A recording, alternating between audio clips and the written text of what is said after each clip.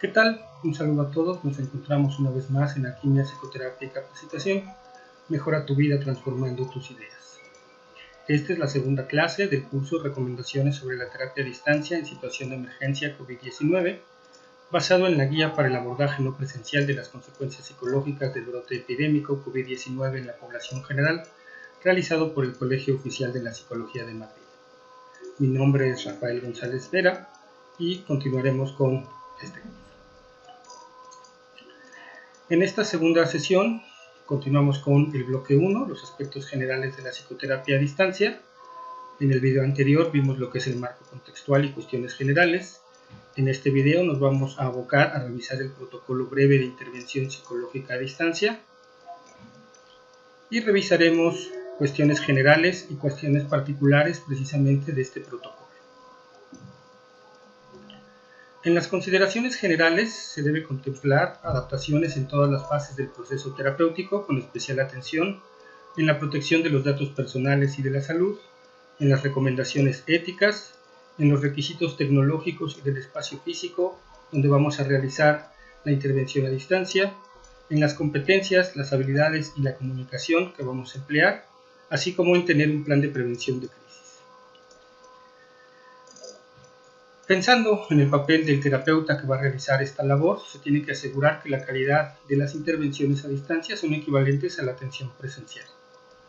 Los psicólogos deben mantenerse actualizados científica y tecnológicamente. Esto implica revisar técnicas que están validadas empíricamente, así como tener los conocimientos necesarios para el empleo de las herramientas tecnológicas, los diferentes dispositivos y aplicaciones que se van a emplear en la terapia a distancia. Antes de realizar la intervención psicológica a distancia, siempre es importante hacer un análisis de las circunstancias del usuario. En realidad, la psicoterapia a distancia puede garantizar un beneficio para este usuario.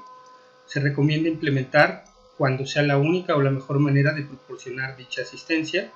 También se recomienda optar por sesiones individuales más que por sesiones de pareja o grupales para tener un mejor manejo o control de la información que vamos a recibir. Y siempre que sea posible, valorar mantener al menos un contacto presencial.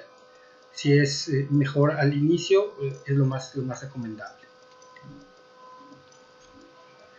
En cuanto a consideraciones específicas, los requisitos y la práctica del psicólogo, el psicólogo que se dedique a realizar actividad sanitaria en línea debe disponer del título y la cédula profesional requerida para el ejercicio de la profesión, y también se recomienda que el psicólogo disponga de formación y experiencia específica en la atención sea por teléfono o en línea. También, cuando el psicólogo realiza este trabajo, se tiene que presentar de la siguiente manera: su nombre completo, la titulación universitaria, su número de cédula profesional, cuál es su formación específica y la experiencia que tiene en el manejo de ciertos casos, la orientación terapéutica, si pertenece a alguna asociación. También tiene que proporcionar sus datos de localización e información de contacto, y si trabaja para una asociación o empresa, debe de mencionarlo. En cuanto a la normativa legal y los aspectos éticos, en los aspectos generales de estas cuestiones tenemos que aplican los mismos principios que en la terapia presencial. Esto es, nos sigue rigiendo el Código de Ética, la Ley de Protección de Datos Personales y las normas oficiales que tengamos en nuestro país. Si la persona a atender es una persona de un país distinto en el que nos encontramos, es nuestra responsabilidad también conocer las leyes y reglamentos que rigen la prestación de los servicios psicológicos en el país donde se encuentra ubicado el cliente.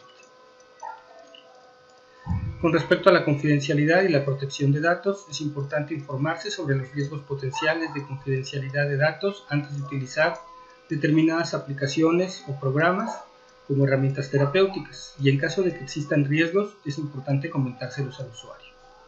Es importante autentificar la identidad del cliente solicitándole una identificación oficial y cumplir la normativa respecto al consentimiento informado y guardar la documentación por escrito.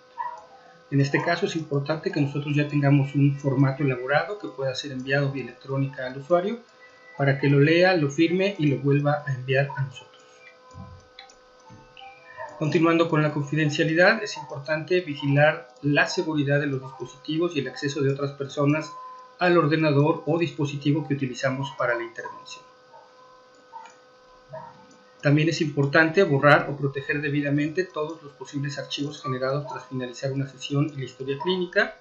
Esto es, si realizamos grabaciones o videos, debemos de guardarlas bajo una contraseña, o todos aquellos archivos que se hayan generado que ya no vamos a volver a ocupar, es importante borrarlos. También es importante realizar copias de respaldo y de recuperación de forma periódica, y estos debemos de protegerlos y almacenarlos en un dispositivo externo y seguro. Debemos evitar el uso de dispositivos públicos o compartidos con otros usuarios, y en los casos en los que no sea posible tenemos que utilizar contraseñas personales seguras. También debemos mantener los correos electrónicos profesionales apartados de los correos personales y emplear cuentas de correo institucionales si es que se dispone de estas, o cuentas de correo profesionales. En cuanto a las condiciones del servicio y la promoción de otros servicios, debemos asegurarnos que el paciente reciba información clara, exacta y actualizada, con un vocabulario que sea capaz de comprender sobre las condiciones relativas al servicio que le vamos a brindar. Asimismo, debemos de evitar promociones o servicios que no podemos garantizar o que no favorecen la implementación de un tratamiento validado empíricamente o científicamente eficaz. Con respecto a las condiciones del espacio físico, las dos localizaciones deben asegurar la privacidad auditiva y visual. En la videoconferencia se debe de buscar una imagen lo más amplia posible, que no únicamente veamos el rostro del cliente o del usuario, sino que veamos más partes de su cuerpo para tener información sobre la comunicación no verbal que pueda brindarnos. El cliente debe de respetar condiciones básicas para garantizar la seguridad y la privacidad, esto es, que no haya terceras personas en su espacio donde va a recibir la asistencia psicológica a distancia y que no puede grabar las sesiones, ni en audio ni en video. Por nuestra cuenta, nosotros deberemos de ubicarnos en nuestro consultorio o despacho profesional. Debemos de favorecer condiciones en el ambiente, una iluminación y una colocación de la cámara adecuada para poder ver los gestos o la expresión facial. Por nuestra parte, tendremos que procurar un fondo liso para evitar distracciones del cliente viendo lo que está al fondo detrás de nosotros o que pueda tener acceso a información personal. En una videoconferencia es importante disponer de una mesa para apoyar el dispositivo, para que la imagen quede estable con una altura y ángulo de la cámara al nivel de los ojos, para poder percibir mayor contacto ocular entre el cliente y el terapeuta. En cuanto a requerimientos tecnológicos, es importante contar con una conexión a internet de banda ancha para garantizar una calidad en la imagen y el audio. Y siempre que sea posible, emplear una conexión por cable, por si la señal del Wi-Fi puede fallar. Debemos de utilizar audífonos o manos libres y disponer también de un teléfono y un plan B por si se interrumpe la conexión por videoconferencia. Para no enlentecer la velocidad de la conexión a internet o del funcionamiento del dispositivo ordenador que estamos utilizando, es importante no tener otras aplicaciones abiertas que interfieran con la velocidad o con la comunicación entre el psicólogo y su usuario. Los dispositivos deben de tener actualizados el antivirus e incluir restricciones en su uso para personas ajenas a la intervención psicológica. En cuanto a las consideraciones clínicas, se aconseja la intervención psicológica a distancia cuando es la única opción para que la persona pueda recibir la ayuda psicológica y no existe otra opción presencial posible o recomendada. Cuando las condiciones clínicas lo permiten, esto es, que la persona no padezca de algún trastorno psicológico grave o dificultades en su ambiente que dificulten la realización de la tarea. Cuando se cumplen los criterios básicos de ser mayor de edad, tener un buen manejo tecnológico y contar con el espacio adecuado en cuanto a la privacidad. Cuando el paciente se adapta a las condiciones de trabajo terapéutico, esto es, que tiene una motivación adecuada, sigue las indicaciones o cumple con ejercicios y tareas. Cuando se desaconseja la intervención psicológica a distancia, cuando el estado de ánimo es muy bajo o cuando el paciente presenta ansiedad excesiva, cuenta con muy pocas estrategias de autocontrol emocional o presenta crisis frecuentes. Si la persona presenta problemas de adicciones, de alimentación o de control de impulsos, si la persona presenta ideación suicida, riesgo autolítico o problemas de violencia, abuso o acoso. También se desaconseja cuando la persona presenta conflictos familiares o de pareja importantes, cuando tiene pérdidas de la realidad debido a alucinaciones o delirios, o presenta inhabilidad social grave, agorafobia, por ejemplo, que requiere de estrategias específicas para su manejo. Evidentemente, también se desaconseja cuando no se cumplen con las consideraciones clínicas mencionadas anteriormente. Consideraciones sobre la comunicación y la alianza terapéutica, ¿no? Vamos a utilizar todas las actitudes básicas, las habilidades de escucha y competencias de acción que utilizamos en cualquier entrevista presencial. En el uso del teléfono va a cobrar especial importancia la comunicación paraverbal. Esto es la prosodia, la entonación, la velocidad, el ritmo con el que hablamos. Es importante cuidar los elementos como la actitud personal, que se puede contagiar a partir de la voz o de cómo el paciente nos percibe en la cámara. La voz, el uso de los silencios, la sonrisa telefónica o el lenguaje que utilizamos. Es importante tener una posición cómoda y relajada, sobre todo si la jornada va a ser larga, poder permanecer sentados. En cuanto a sugerencias específicas sobre la comunicación y la alianza, es importante informar, resolver dudas, ajustar las expectativas y clarificar los pasos a seguir para establecer condiciones adecuadas en la intervención a distancia. Asimismo, hay que ofrecer otras vías alternativas de comunicación con el terapeuta por un medio complementario. Pueden ser las redes sociales, el Facebook, el WhatsApp, el correo electrónico o por mensajes de texto al celular. Asimismo, debemos de acordar el uso, cuál va a ser el horario en el que se pueden enviar estas comunicaciones y cuánto nos vamos a tardar nosotros en responderlas. Otras sugerencias es esperar a que la persona responda por completo antes de volver a intervenir y emplear clarificaciones que sean necesarias, sobre todo si suponemos que hay algo en el entorno del usuario que está interfiriendo en su comunicación.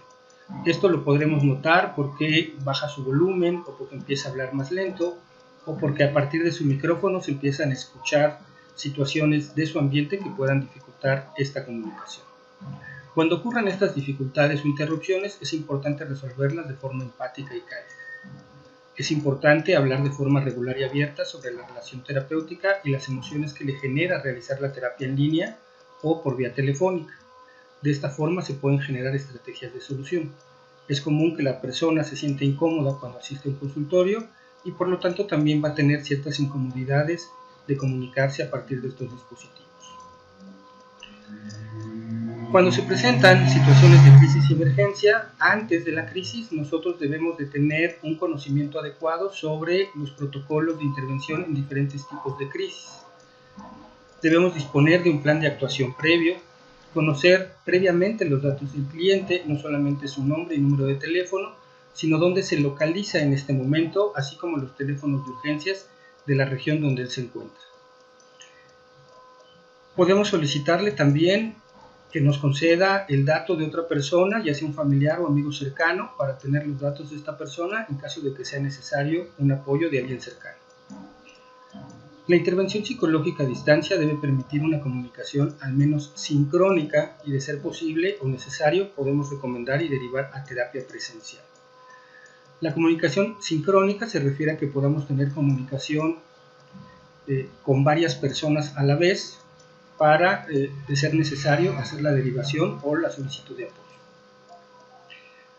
En caso de que ocurra una crisis, entonces es importante informarle al cliente del riesgo de esta situación y que no es conveniente continuar con la terapia a distancia. Confirmar los datos de localización y contacto del cliente para establecer un plan de actuación de protección del mismo. Contactar con las personas de apoyo que ya fueron autorizadas por el propio paciente si se detecta un riesgo medio o alto de alguna autolesión, o en caso de que el cliente rechace las actuaciones recomendadas, es nuestra responsabilidad solicitar la ayuda médica o de las autoridades. Por el momento, en este segundo video del bloque 1 es todo. Les recuerdo, estamos en Alquimia, Psicoterapia y Capacitación. Mejora tu vida transformando tus ideas. Yo soy Rafael González, licenciado en Psicología. Se pueden comunicar con nosotros a partir de nuestra página y perfil de Facebook, Alquimia, Psicoterapia y Capacitación, a partir del correo electrónico alquimia.psicoterapia@gmail o por WhatsApp al 55 11 60 63 17. Agradeceremos todas sus dudas, comentarios y sugerencias en el apartado de comentarios. Nos vemos en el siguiente video. Gracias por su atención.